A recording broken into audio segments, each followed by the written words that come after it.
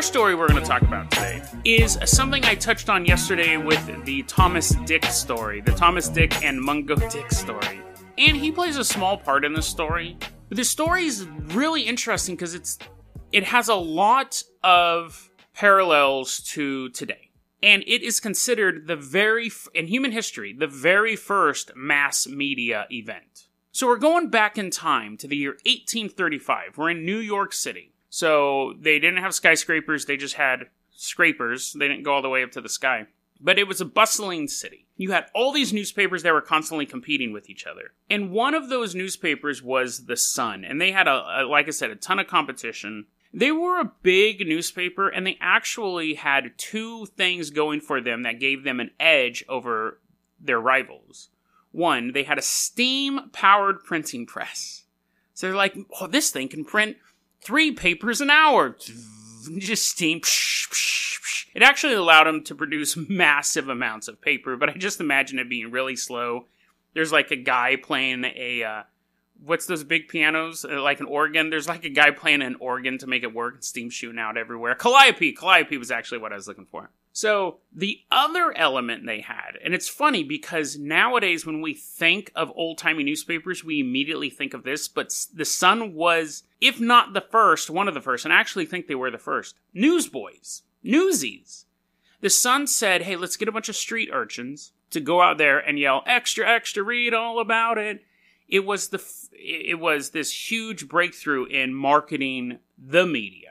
So you had the ability to produce a lot of newspapers within a day, and you had these kids screeching at you all day long about what the newspaper was, so you couldn't really ignore the news. And there was no radio, there was no television. This is what you had. This is where you got your information. One of their other major rivals had a fire at their printing press, so they were out of operation. The Sun's like, okay, this is good. This is working out really good for us. People were buying their newspaper to read about the fire at the other newspaper company. But they thought, you know what? We need something big. We need a kill shot of a wham-dinger of an article. It doesn't matter. Is it a rum-dinger? Anyways, we need this amazing article to finally knock all of our competition off. So somebody, and we don't know who, no one has ever come forward to claim credit for creating this story, but somebody said, let's write a 6-day series about aliens. I mean, people had thought about alien life, because Thomas Dick was talking about it. And people were fascinated by the idea of life on other planets. There were still unexplored parts of the planet. People were fascinated with life everywhere. But they said, and various cultures and stuff like that. And they said, let's do a 6-day series on aliens on the moon. And you can just imagine the editorial board is like, that just might work. One problem, we're a newspaper. We're not a fictional. But they're like, no, we can write this in a way that people will think it is real. So they had a little advertisement for it one day. Just a little paragraph saying, this is what our series is going to be.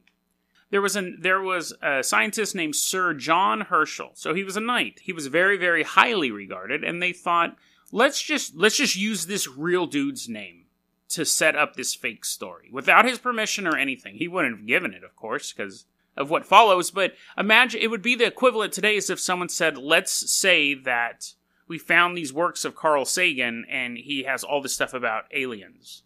Like, he wrote these papers, and then they're complete lies, but you're attaching it to one of the preeminent scientists of the time. So they have this little paragraph, and they're like, Sir John Herschel built this brand new telescope, and it saw stuff on the moon. Stay tuned to our 6-part series. And people are like, well, that's intriguing. Just a little paragraph, though. Just a little teaser, right? And so the first article is basically that came out was like set up the storyline. So they're like, there's this telescope. It's the biggest telescope in the world at the time. It was like 24 feet. The lens was like 24 feet in diameter. And it had this special lighting mechanism inside of it so it could light up what it was seeing. It would make what it was seeing bright and easily discernible. And trust me, this made-up telescope sees some really, really like detailed things on the moon. So it has to be super powerful. And they're like, all of this stuff is going to be presented in this very prestigious scientific magazine. I think it was the Journal of Edinburgh or something. the scientific magazine, but we, the Sun, have a sneak peek because one of his assistants told us what he saw. So before you read it in this actually real, super important scientific journal, we're going to tell you what it is. So it's lending credibility to all this.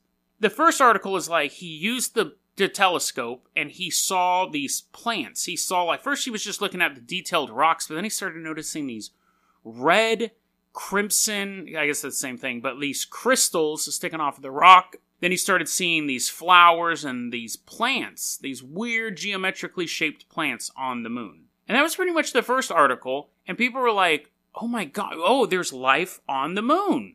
This scientist who's never lied to us before saw all this crazy stuff. So the next day, they're like, oh, then he looked at the telescope again, and there was like bugs and animals walking around, like bison-like creatures walking around on the surface of the moon. You can't see it with your telescope, but with his special telescope, you can see it. And now people are really starting to get hooked on this story. They're like, there's creatures. It's not just plants. There's actual creatures on the moon. The whole thing was fake, obviously, but people started to say, oh, yeah, no, I was there when they packed up the telescope and shipped it off to, I think it was in Scotland, was where he was using it. I know that this is true. So the myth was growing. People who had nothing to do with the lie started to basically suffer some sort of mass delusion and saying, oh, no, it's totally true. I was there when this happened. I was there when this happened. And other newspapers at this point were like, this is probably fake, but we better cover it because it might not be fake. So the third day, they're like, dude, guess what else he saw with that massive telescope that doesn't exist? I mean, does exist. Beavers. But these beavers walk on two legs, live in huts, start fires, not like just wildfires, but like they can create fire, and they carry their young like we do. They actually said that the beavers' houses were better constructed than the savages on our planet. So, I mean, a little bit of... You can't have a newspaper article in the 1835 without a little bit of racism. So these beavers, and people are like, oh my god, there's like cave beavers on the planet Moon. No, I mean, not on the planet Moon. There's cave beavers on the moon. This... I cannot wait for tomorrow. If this is only part 3 in 6 parts, something has to beat the beaver. Because these guys rock. And at this point, New York is electrified. And the story starts to spread out of New York. Because again, they didn't have the mass communication we have now. But newspapers in Boston started to pick it up. It started to move further and further west. And over time, it would start to cross the ocean and be big stories over there as well. But now we're at the 4th day, and New York's on the edge of its seat. You got little boys on the street going, extra, read all about it. Beavers carry babies like humans. And stuff like that. So, day 4. We're at day 4. We've discovered a new species on the moon. 2 arms, 2 legs. Bodies of men, really. But they have bat wings. Their arms flip up. And they have like wings from their wrists down to their thighs, and they can glide across the moon. And with my super special telescope, I actually saw their lips moving as they talked. So they're smart like we are. That's where the telescope... I don't care how powerful your telescope is, you're not going to be able to see people's lips moving. But he's like, they're obviously conversing, and they do dirty things. They have sex in public. So, I mean, of course, that blows people's minds. They're like, oh my god, they're just like these humanoid, they're tall, they fly around, and they do dirty things that we're not allowed to do. Everyone's like, girls are clutching their pearls, and women are fainting, and men are taking the newspaper to the bathroom. They also had a lot of drawings of these guys, too. They had like these old-timey wood drawings. But again, and other newspapers now are kind of starting to push back. I think it was the Herald who was like, this isn't real. This isn't real.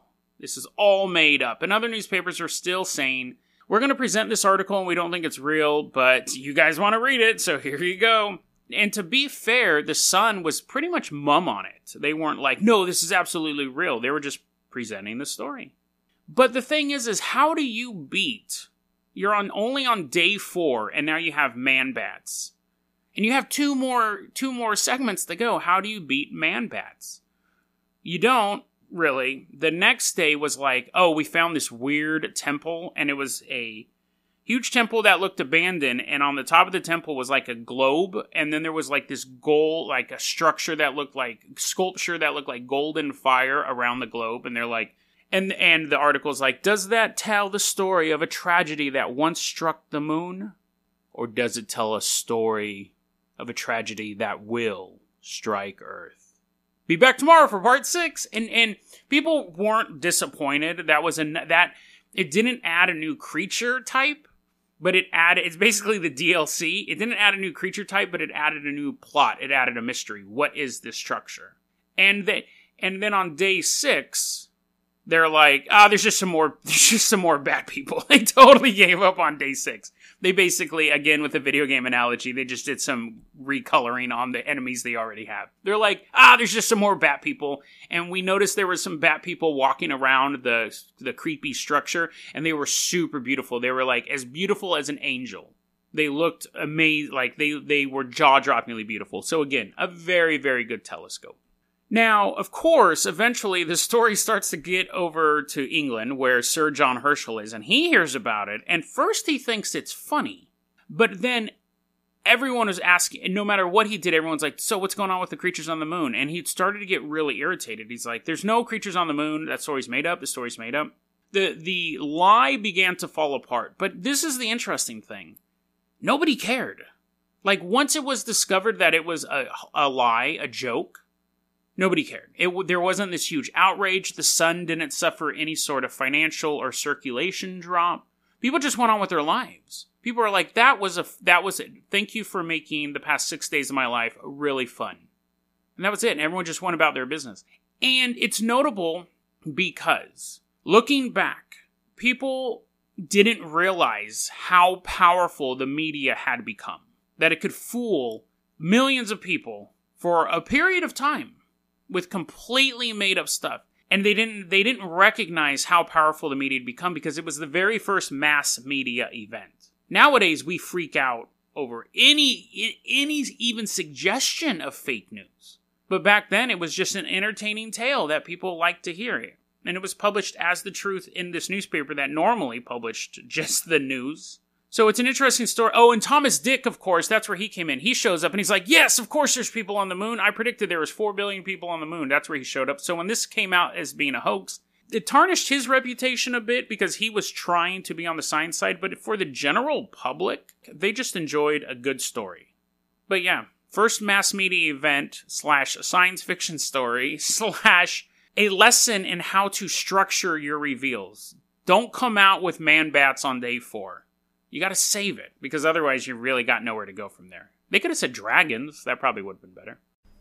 That was a clip from our daily podcast, Dead Rabbit Radio. Dead Rabbit Radio is available anywhere that you listen to podcasts. It's daily paranormal, conspiracy, and true crime news. If you want to hear the full episode that this clip came from, check the link below. Please like and subscribe. And hit that little bell, too. That does some magical stuff. Thanks, guys.